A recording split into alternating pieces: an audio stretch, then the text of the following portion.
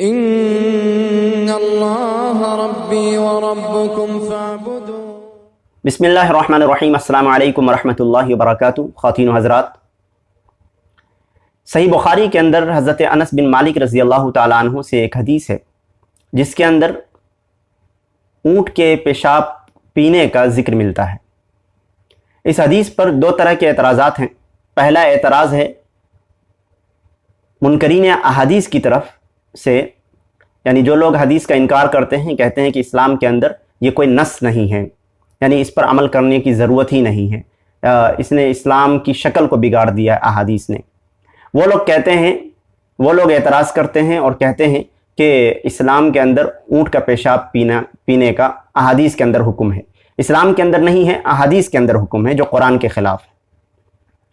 اور دوسرے غیر مسلم جو نان مسلمس ہیں، ان کی طرف سے یہ اعتراض ہے کہ جب ہندو گائے کے پیشاب کا استعمال کرے، پیے، تو اس پر ہنسی ٹھٹے اور اس کا مذاق اڑایا جاتا ہے، لیکن یہی مسلمان ہیں جو اونٹ کے پیشاب کو پینا جائز سمجھتے ہیں، اور ان کے ہاں اونٹ کا پیشاب پینے کا سب سے صحیح حدیث کی کتاب کے اندر موجود ہے. اور خصوصی طور پر یہ بات اٹھانے والے ایکس مسلمس نام سے جو یوٹیوب چینل بنا کے رکھے ہوئے ہیں، اور وہ کہتے ہیں کہ پہلے ہم مسلمان تھے، بعد میں جا کے اسلام کے اندر جو غلط چیزیں دیکھی ہیں اس کی وجہ سے ہم نے اسلام کو چھوڑ دیا ہے، اور کیا کہتے ہیں، اب ہم ایکس مسلم ہیں. ہم ایکس مسلم ہیں. وہ ایکس مسلم کا مطلب یہ ہے کہ ایکس مسلم اس لیے کہتے ہیں کہ لوگ ہماری طرف متوجہ ہوں، ہمیں سنیں، ہماری ویورشپ بڑھے، ہمارے یوٹیوب چینل پر سبسکرپشن آئے. اس وجہ سے وہ اپنے آپ کو ایکس مسلم لکھتے ہیں اور بولتے ہیں. حتیٰ کہ وہ مرتد ہیں. مرتد کہا جاتا ہے جس نے اسلام کو چھوڑ دیا ہے، وہ مرتد ہے. اور مرتد بھی ایسا نہیں کہ کسی دوسرے مذہب کے اندر چلے گئے ہیں، بلکہ اس کو دنیا کے اندر کوئی بھی مذہب ان کو پسند نہیں آیا، وہ بغیر مذہب کے ہیں. ابھی تقریباً 3-4 دن پہلے میں نے ڈاکٹر حافظ زبیر صاحب جو پاکستان سے ہیں، ان کا ایک ویڈیو دیکھا.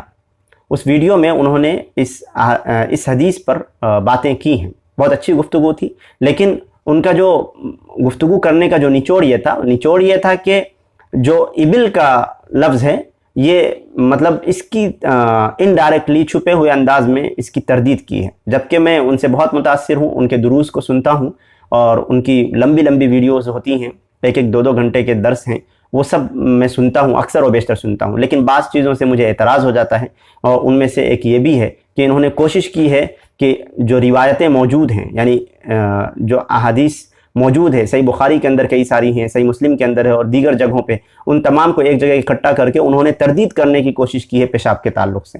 لیکن یہ بات درست نہیں ہے. ساری احادیث موجود ہے، کسی کے اندر ابل دودھ کا ذکر ہے، کسی کے اندر پیشاب کا ذکر ہے، اور اکثر و بیشتر روایات کے اندر پیشاب کا ذکر ہے. فرق یہ ہے کہ کسی کے اندر جو ہے حکم موجود ہے کہ رسول اللہ نے حکم دیا کہ جاؤ اونٹ کے باڑے میں اور وہاں جا کر اونٹ کا دودھ اور پیشاب پیو. اور بعض جگہوں پہ ہے کہ وہ ان لوگوں نے خود پیا، رسول اللہ نے صرف کہا کہ اونٹ کے باڑے میں چلے جاؤ. اور بعض جگہوں پہ ہے کہ رسول اللہ صلی اللہ علیہ وسلم نے کہا کہ تم پی سکتے ہو، اس طرح کی تجویز دی. تو سب کا نچوڑ یہ نکلتا ہے کہ اونٹ کا پیشاب جو ہے پینا جائز ہے، ناجائز نہیں. اب آئیے پہلے اعتراض کی طرف چلتے ہیں جو منکرین حدیث ہے. منکرین حدیث کا کہنا ہے یہ قرآن کے خلاف ہے. قرآن کے اندر کہاں لکھا ہوا ہے کہ اونٹ کا پیشاب پینا ناجائز ہے؟ پہلے تو یہ دکھایا جائے. جب قرآن کے اندر یہ چیز ہے ہی نہیں تو قرآن کے خلاف کیوں ہے؟ بس اتنا سا جواب کافی ہے. اب آئیے ہم دیکھتے ہیں اصل جو مین ہمارا مدعا ہے، مین جو ٹاپک ہے، وہ یہ ہے کہ کیا اسلام کے اندر اس چیز کو کرنا جائز ہے، اور ہندو اگر کرتے ہیں گائے کے پیشاب کو لے کر تو کیوں غلط ہے؟ اب دیکھیے، پہلے ہندو کا نظریہ سمجھیے. ہمارے ہندو بھائی جو گائے کا پیشاب کا استعمال کرتے ہیں یا پیتے ہیں، جو بھی کرتے ہیں، یا گوبر کا استعمال کرتے ہیں، جو بھی کرتے ہیں، تو وہ متبرک سمجھ کر کرتے ہیں، یعنی برکت اس کے اندر سمجھتے ہیں، اس کو یوں سمجھیے دین کا ایک حصہ سمجھ کر کرتے ہیں، یعنی برکت والا سمجھتے ہیں اس پیشاب کو. تبھی وہ صبح شام میں یا ایسی ہی لیتے ہیں یا پیتے ہیں. خود گائے کو متبرک سمجھتے ہیں، لیکن اسلام کے اندر اونٹ کو متبرک نہیں سمجھا گیا ہے، اونٹ کے پیشاب کو برکت والا نہیں سمجھا گیا ہے.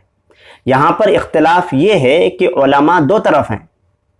آدھے علماء کا کہنا یہ ہے کہ اونٹ کا پیشاب ناپاک ہے، یعنی چوپایوں کا، یعنی جو گھریلو جانور ہیں، مویشی ہیں، اس کا پیشاب پیخانہ گوبر سب ناپاک ہے. اب بعض تو کہتے ہیں ناپاک نہیں، تو تھوڑے نیچے آتے ہیں کہتے ہیں مکروہ ہے، لیکن بعض کا کہنا ہے پاک ہے۔ پاک وہ کس وجہ سے کہتے ہیں اس کی بھی دلیلیں موجود ہیں۔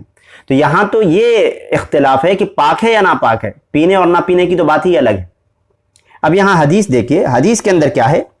قبیلہ عرینہ کے کچھ لوگ رسول اللہ صلی اللہ علیہ وسلم کی خدمت میں حاضر ہوئے، مدینے کی آب و ہوا موافق نہ آنے پر وہ لوگ بیمار ہو گئے، یعنی مدینے کی آب و ہوا ان کو راس نہیں آئی، کلائمیٹ ان کو اچھا نہیں ہوا ان کے لیے، تو ان کو وہ بیمار ہو گئے۔ بعض روایتوں کے اندر پیٹ کی بیماری ان کو لگ گئی، تو رسول اللہ صلی اللہ علیہ وسلم نے ان کے لیے اونٹنی کے دودھ اور پیشاب کو ملا کر پینے کی دوا تجویز فرمائی۔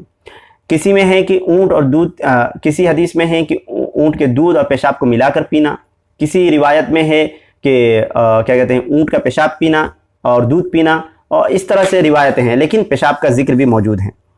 اس کو پینے کے ساتھ ہی یہ لوگ تندرست ہو گئے۔ تو یہاں دیکھیے کہ رسول اللہ صلی اللہ علیہ وسلم نے تجویز پیش کی ہے، یہ اس وجہ سے کہ وہ لوگ بیمار ہو گئے۔ اب یہاں پر دونوں کا جواب آ جائے گا۔ قرآن کریم کے اندر ہے انما حرم علیکم المیتۃ والدم ولحم الخنزیر وما اہل بہ لغیر اللہ، یعنی کہ اللہ تعالیٰ نے حرام چیزوں کا ذکر کیا ہے، یعنی میتہ مردار حرام ہے، خون حرام ہے، لحم خنزیر یعنی کہ خنزیر کا گوشت حرام ہے۔ اس کے بعد اللہ تعالیٰ فرماتا ہے فمن اضطر غیر باغ ولا عاد فلا اثم علیہ، یعنی کہ جو شخص مجبور ہو جائے تو اس پر کوئی گناہ نہیں، پس وہ حد سے بڑھنے والا اور زیادتی کرنے والا نہ ہو۔ مجبور ہو جائے، مجبوری کی وجہ سے اللہ کے رسول صلی اللہ علیہ وسلم قرآن کریم نے یہ اجازت دی ہے کہ حرام اشیاء کا استعمال کیا جا سکتا ہے، جیسے بہت زیادہ بھوک لگ گئی ہو، یا دشمن نے آ کے گن لگا دیا ہو کہ تم یہ کام کرو نہیں تو تم مارے جاؤ گے، تو یہ مجبوری ہے شدت کی وجہ سے۔ تو یہاں پر اللہ تعالیٰ کہتا ہے کہ کوئی گناہ نہیں ہے، اور پہلے ذکر کس چیز کا ہے؟ علیکم المیتہ، مردار، دم، خون، لحم خنزیر، سور کا گوشت، ان سب چیزوں کا ذکر کرنے کے بعد وما اہل بہ لغیر اللہ، اور جس پر اللہ کے علاوہ کسی کا نام لیا گیا ہو۔ اگر کسی کا نام لیا جاتا ہے تو وہ شرک ہے، مشرک ہے وہ شخص جو کسی اور کے نام سے کسی ذبیحہ کو ذبح کرتا ہے۔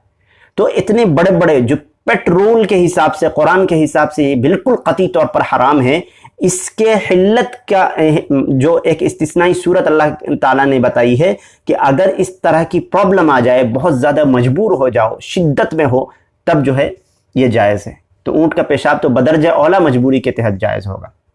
تو لہٰذا یہاں پر یہ لوگ بیمار ہو گئے تھے، بیمار ہونے کی وجہ سے، اور آج کے زمانے میں جو ہمارے پاس میڈیسنس ہیں، الگ الگ طرح کی دوائیاں ہیں، یونانی ہیں، انگریزی ہیں، ہر طرح کی دوائیاں ہیں، اس وقت اس طرح سے سائنس ڈیولپ تو ہوا نہیں تھا، گھریلو نسخے چلتے تھے، حکیمانہ دوائیاں چلتی تھیں، بعض حضرات جو ہے کچھ ہی استعمال کرتے تھے، بعض حضرات کچھ استعمال کرتے تھے، ہر جگہ کی الگ الگ کچھ نہ کچھ دوائیاں ہوتی تھیں۔ تو اسی طرح سے جو لوگ عرینہ میں تھے، عرینہ قوم کے لوگ تھے، وہاں سے آئے تھے، تو وہ لوگ جو ہے پیشاب کو بطور علاج استعمال کرتے تھے، بطور علاج استعمال کرتے تھے۔ تو لہٰذا رسول اللہ صلی اللہ علیہ وسلم نے ان کو اجازت دی ہے۔ تو یہ جائز ہے کہ اگر کوئی شخص بیمار ہو اور بیماری کی وجہ سے اگر وہ استعمال کرتا ہے، اونٹ کا پیشاب ہو یا چوپائے کا پیشاب ہو، تو وہ جائز ہے۔ کس وجہ سے؟ بیماری کی وجہ سے۔ لیکن ابھی تو ضرورت ہی محسوس نہیں ہوتی، کیونکہ ابھی الگ الگ قسم کی دوائیاں موجود ہیں، ہر طرح کی، ہر چیزوں کی، تو پھر اس کی ضرورت ہی نہیں۔ اگر ضرورت پیش آ جائے تو برکت والا سمجھ کر نہیں، متبرک سمجھ کر نہیں، اور اسی طرح سے ہولی سمجھ کر نہیں، اسی طرح سے ہم اونٹ کو برکت والا نہیں سمجھتے، عام جانوروں کی طرح ایک جانور ہے بس۔ لہٰذا یہ مقابلہ کرنا اور توازن کرنا، ایک دوسرے سے مقابلہ کرنا، یہ کمپیئر کرنا، یہ درست نہیں ہے کہ ہندو بھائی اس کو متبرک سمجھتے ہیں اور برکت والا سمجھ کر عمومی طور پر استعمال کرتے ہیں، لیکن اسلام کے اندر یہ سب جائز نہیں ہے۔ یہ اسی وقت جائز ہے جب مجبوری ہو، جیسا کہ اس حدیث میں ہے۔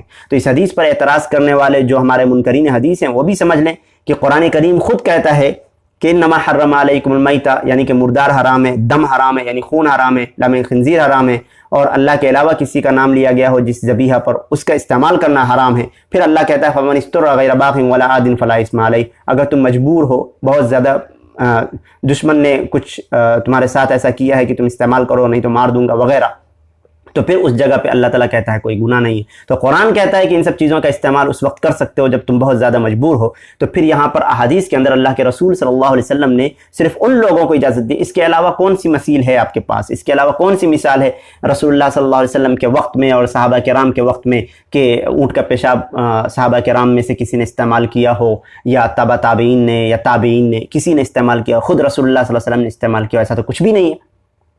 اس کا مطلب یہ ایک استثنائی صورت ہے، اور استثنائی صورت کا مطلب یہ ہے کہ مجبوری کے تحت اللہ کے رسول صلی اللہ علیہ وسلم نے اجازت دی ہے۔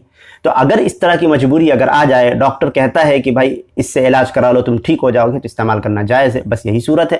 پھر اس کا مقابلہ حدیث کے خلاف کرنا یہ بھی غلط ہے، اور اسی طرح سے جو ہمارے ایکس مسلم وغیرہ لوگ ہیں اور جو نان مسلم ہیں وہ اس حدیث کو لے کر اچھالتے ہیں، تو ان کو بھی یہ کرنا جائز درست نہیں ہے، کیونکہ یہ آپ دیکھ لیجئے اس کا مسئلہ ہی الگ ہے۔ تو مجھے امید ہے کہ آپ حضرات کے سامنے یہ معاملہ کلیئر ہو گیا ہوگا کہ اونٹ کا پیشاب اور گائے کے پیشاب میں کیا فرق ہے وغیرہ۔